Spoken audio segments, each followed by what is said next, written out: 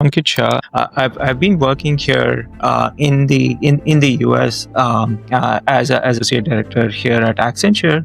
I obtained my master's and my PhD from Carnegie Mellon University, thanks to the great support of Prodigy Finance. I come from a middle class Indian family, and I had some setback in my personal life with some of my family members' health that motivated me even further in order to achieve better and improve in life. During my journeys, I ended up in a situation where my microphone didn't work. I was not able to hear the listening exam.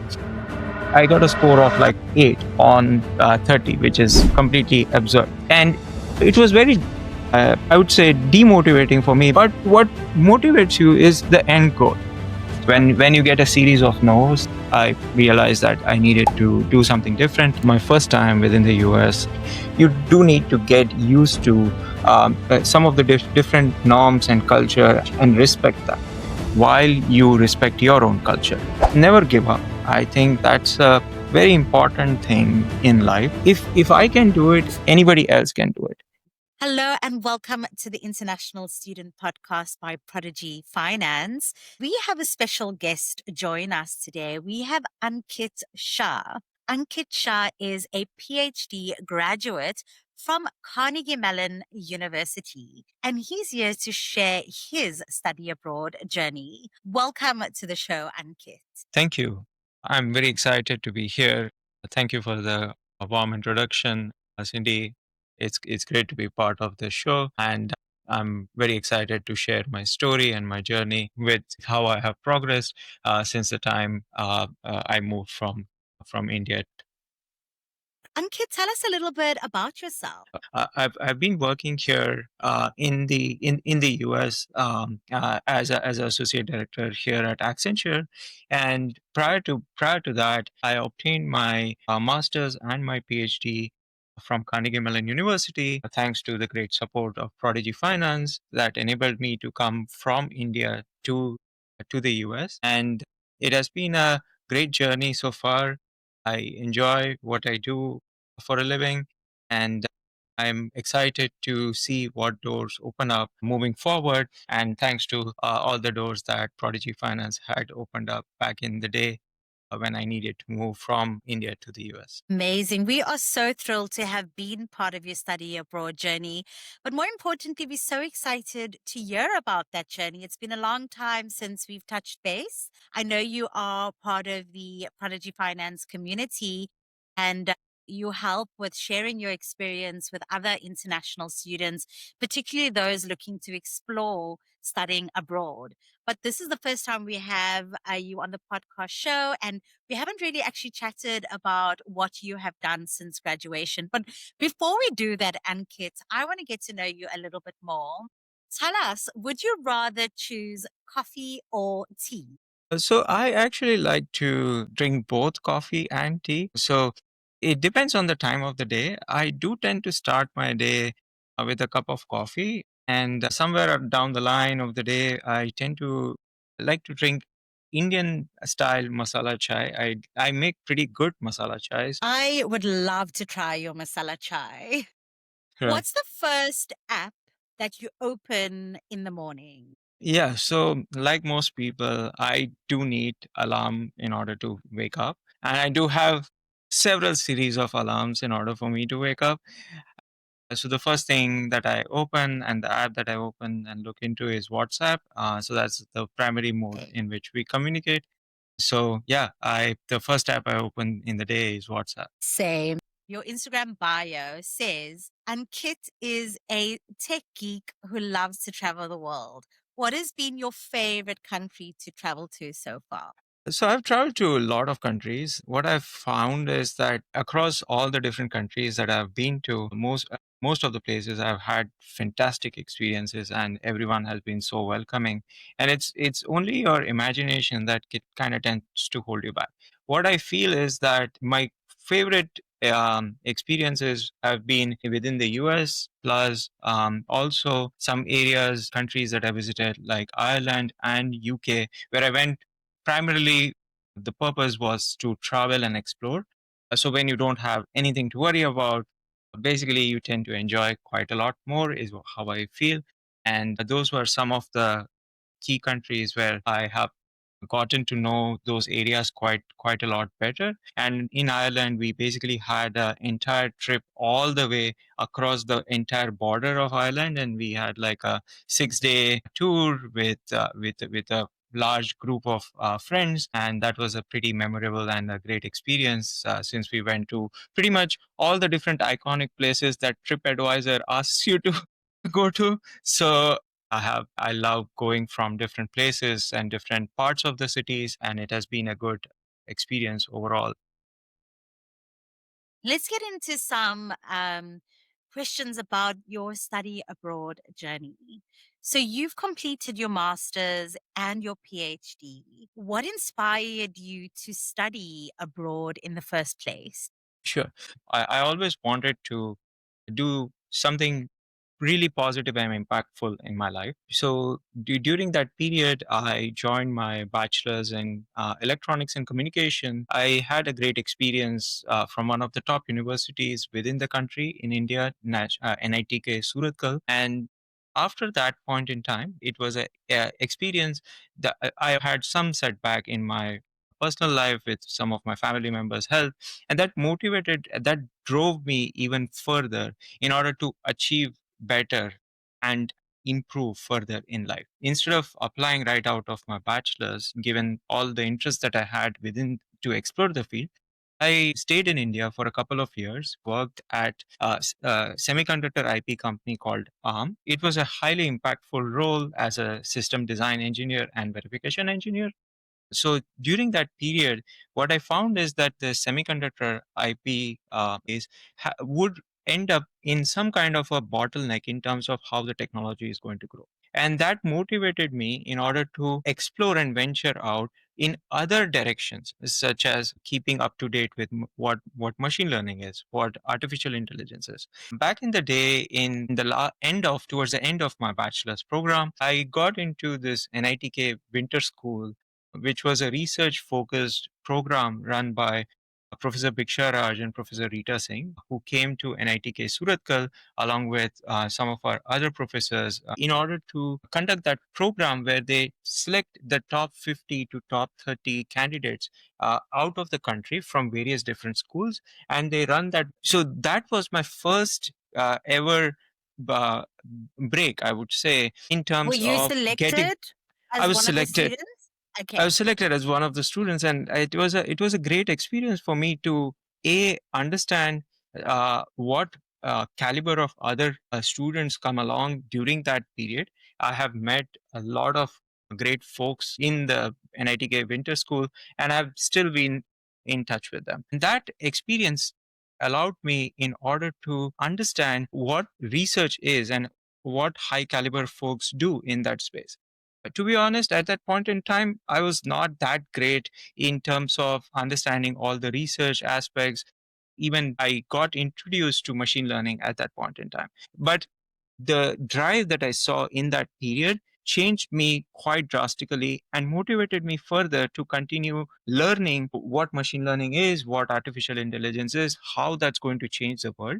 And during the period of working at ARM, I thought that the best opportunity for me would be to apply to the universities where I can grow my research directions. I was in touch with Professor Bhiksharaj, who has been a great support in my personal journey, and I'm very grateful for all of his support. He basically, I was in touch with them in terms of working on research directions, and that allowed me to build my profile in the period of while working at ARM in order to continue my journey further. During this period, we built a technology through which I got Gandhi and Young International Award. And at that point in time, I obtained my admission from CMU in 2017, and I was thrilled to be and honored to be part of a university that everyone recognizes as one of the top universities within the US for and the world for computer science. I was honored to be part of that group of folks who get to this opportunity to be part of such a prestigious and a great university. I knew that the process that it takes in order to get your I-20, get your visa, and move abroad. And I realized that I did need additional support in order to be able to move abroad, given the financial circumstances. Prodigy Finance helped me quite quite a lot in that critical period. Otherwise, I would not have been able to move. So it was a leap of faith that Prodigy Finance showed in me. And after that, I came into the program, but I knew that I was behind the pack in terms of some of my skills. I have taken these set of learnings throughout my journey at every stage, and I feel that reading books has also been a great part of how it shapes you as an individual when you have a growth mindset. I'm in my current role at Accenture, very grateful to all the support that I've received from my mentors here at Accenture, and it has been an amazing journey so far. Amazing. How did you land the job at Accenture? Like, was it quite easy for you as an international student after graduating? I was able to land a job where a recruiter had actually reached out after seeing some of my work and the profile, and that's how I was able to convert that opportunity into a full time position and a role after interviewing. I think that. Being good at interviewing is very important, and at the same time, keeping your skills updated is key. So those were some of the factors that allowed me to stand out in terms of the candidates that Accenture is looking for. And at the same time, always I knew that there are different ways in which AI is going to shape the world. So for instance, like the current technology, Accenture is quite well positioned in terms of capitalizing on it. Given the advent of AI and their over 90% partnership with different Fortune 500 companies, it made the most sense to take the opportunity and the role, and I'm grateful for that. My overall um, uh, journey in terms of becoming better at the interview, I would like to also share a couple of things about that, which is that right after towards the end of my master's program, I did not know, like I had applied for the PhD program at that time itself, but I was not expecting to be rejected from the PhD program. So I did, and there were certain reasons due to which those decisions were made. Some due to unfortunate, some of the funding constraints that one ends up having did not allow me to go directly from master's to PhD. So I had to find a job in the meantime, and I worked at a startup, Revivement. And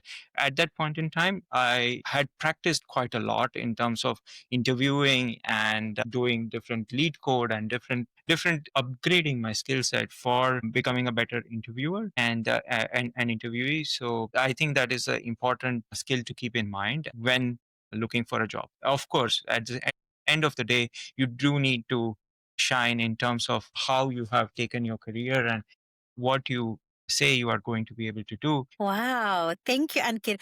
I love that you're sharing so much with us. Maybe you can talk to us about the biggest culture shock. Being from India, from a middle class family, moving to the US. I'm assuming it might have been your first time in the US.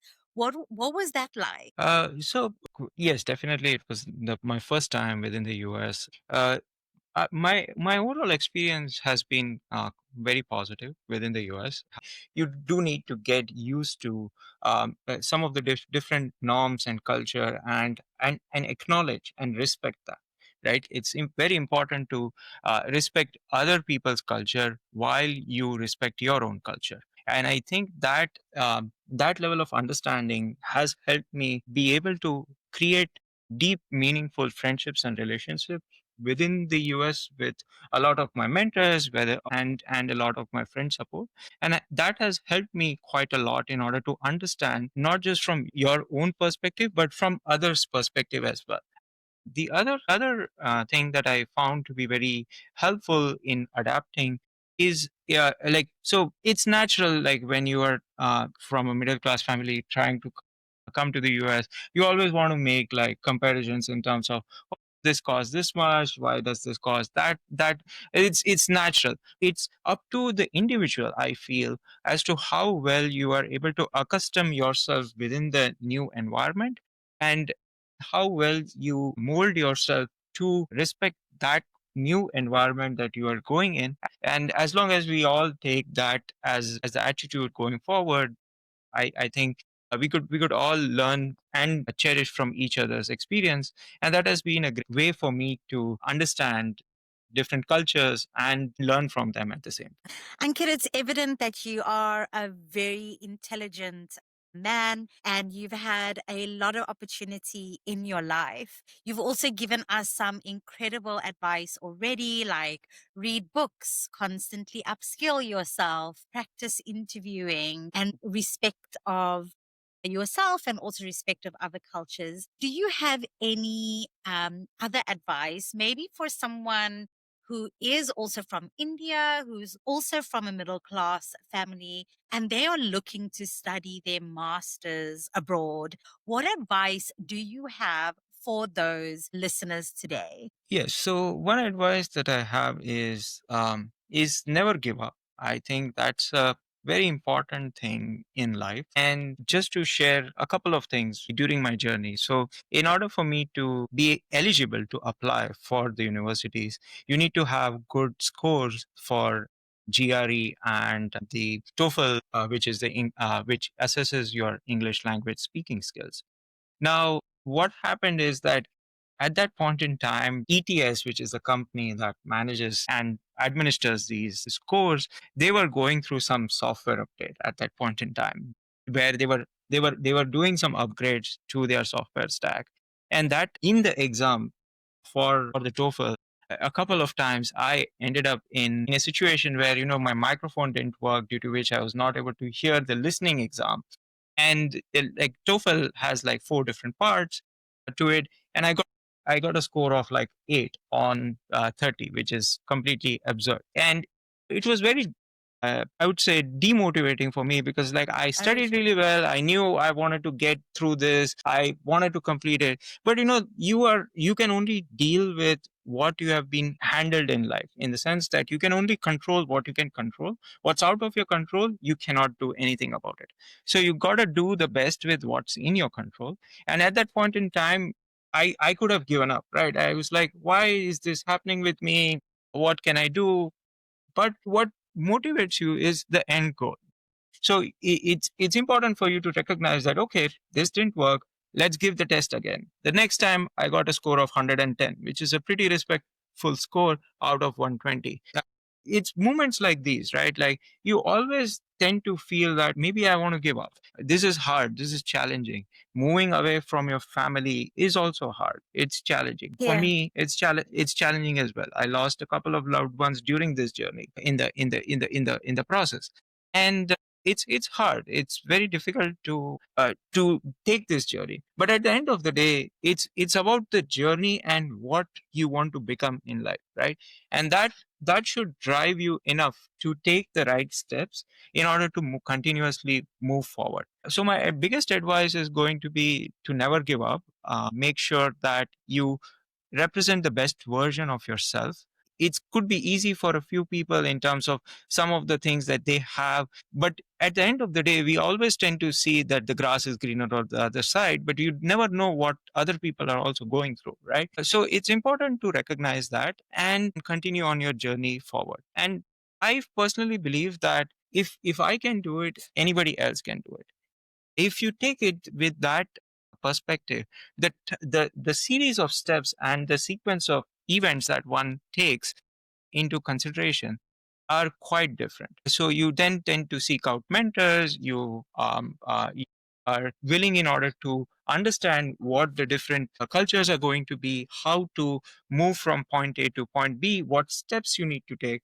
And sometimes taking those steps in small chunks is very important and in the big scheme of things. So I like to also leave the readers with a couple of things is that what has helped me in my career is that whenever I have way too many things on my plate to do, which a lot of us tend to have from time to time, it's important to pick the top 5 or the top 3 on that particular day.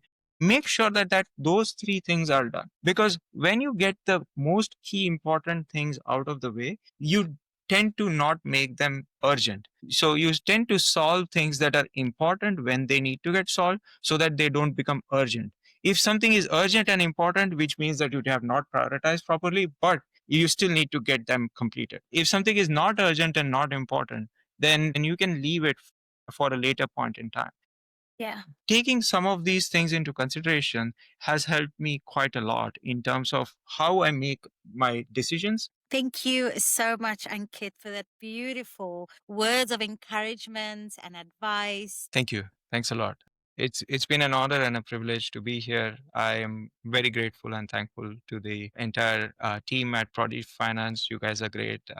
Without your support, it would have been very hard for me to obtain that either a bank loan in order to be here. And I did try several different banks before I even found out about Prodigy Finance. And it's just so happens that when you get a series of no's, which happened in my case with the different banks, I realized that I needed to do something different, and that's how I found Prodigy Finance. And I'm grateful for all the support you guys have shared, and I'm also incredibly grateful to all my advisors and my mentors. For instance, I was able to repay the loan back of Prodigy Finance fairly quickly because I got like a full scholarship during my time here at CMU. So, sometimes great mentors come along the way who help you out, and you never know what lies ahead. So, I'm incredibly grateful to Prodigy Finance, and thanks a lot for this overall experience and helping me be where I am currently. To our listeners today, if you are exploring, and you're looking to study your master's in the US, Prodigy Finance opens up that opportunity to help you go and study. We do support a number of courses at Carnegie Mellon and also a number of schools in the US as well. So visit the Prodigy Finance website to find out more. And Kit, thank you so much for your time. Thank you so much for chatting to us today. I found this extremely useful, and I'm sure our listeners did as well.